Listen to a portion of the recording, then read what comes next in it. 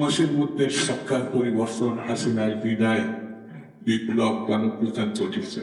এই এক মাসের ঘটনা কিন্তু বাংলাদেশে একটা গোষ্ঠী আছে যারা অতীত এমনকি ভবিষ্যৎটা দ্বারা অনুষ্ঠানের সম্মানিত প্রধান অতিথি আওয়ামী দুঃশাসন বিরোধী আন্দোলনের আপসিক সংগ্রামী জননেতা বিএনপির সম্মানিত ভাইস চেয়ারম্যান আমাদের সকলের পরম শ্রদ্ধা আমাদের অভিভাবক জননেতা শামসুজ্জামান দুদু বক্তব্য নিয়ে আসছেন জননেতা শামসুজ্জামান দুদু। সম্মানিত সভাপতি, জাগ্রত বাংলাদেশের অন্যতম সহকর্মী নেতা জনাব জহিরুল ইসলাম,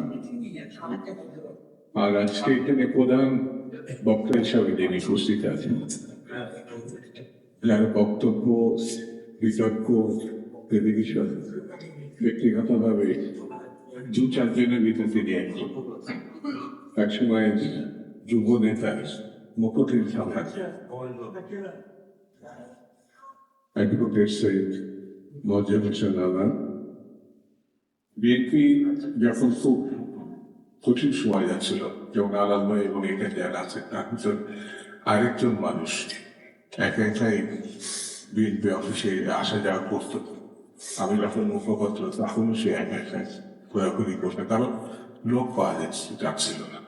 অ্যাডভোকেট একসময় যুব নেতা, এখন যুগ্ম মহাসচিব জনাব আব্দুল সালাম আজাদ, আমাদের রহমতুল্লাহ শেখ, নামটা বড়, হৃদয় বড়, কিন্তু যে সময়টা কাজ করেছে, যখন ওই যে আগে বললাম না, কোনো জায়গায় দাঁড়াতেই দিচ্ছে না, বলাও যাচ্ছে না, ঘুরে ঘুরে এই প্রেস ক্লাবকে যে সার্থকতার সঙ্গে ব্যবহার করেছে বিকল্প পার্লামেন্টের মধ্যে, সে আমাদের সহকর্মী বন্ধু বিএনপি নেতা জনাব রহমতুল্লাহ শেখ, আর আমাদের রেজাউদ্দৌলা শেখ, একসঙ্গে ছাত্র নেতা। আমি একসঙ্গে ছাত্র রাজনীতি করেছি, পরে সাংস্কৃতিক ব্যক্তিত্ব,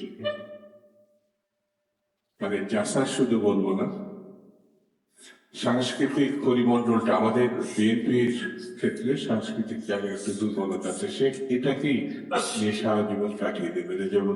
রেজাউদ্দৌলা চৌধুরী আমাদের এখানে একসময় ছাত্র নেতা, পরে কৃষক নেতা, সংগ্রাম সহ নেতৃবৃন্দ, সাংবাদিক বন্ধুরা, আমি শুরুতেই ধন্যবাদ দিই অত্যন্ত সময়যুক্ত প্রজেক্টে একটা বর্তমান পরিস্থিতি এবং গণতন্ত্র ভবিষ্যৎ শীর্ষক আলোচনা বিষয়টি তিনি সামনে এনেছেন। আজকের যারা আলোচনা তাদেরকে আমি ভারী সচেতন। বন্ধুরা, বাংলাদেশের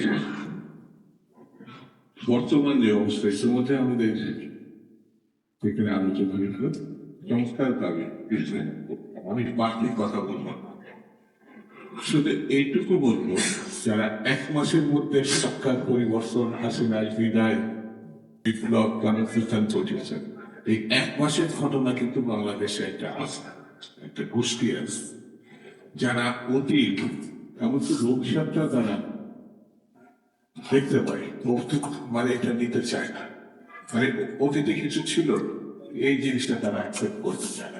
এক মাসে সবকিছু তারা সফল দিচ্ছে। এমন কি সরকারের প্রধান যে ব্যক্তি, তিনি বর্তমানে অত্যন্ত প্রাকৃতিক ব্যক্তিত্ব, তার কর্মক্ষেত্রে সফল, কিন্তু তিনিও অতীতটাই দেখতে পারেন। একজন তো এই সরকারের বিরুদ্ধে বলে ফেলল ৫৩ বছরে রাজনীতির রচনা কি করেছে।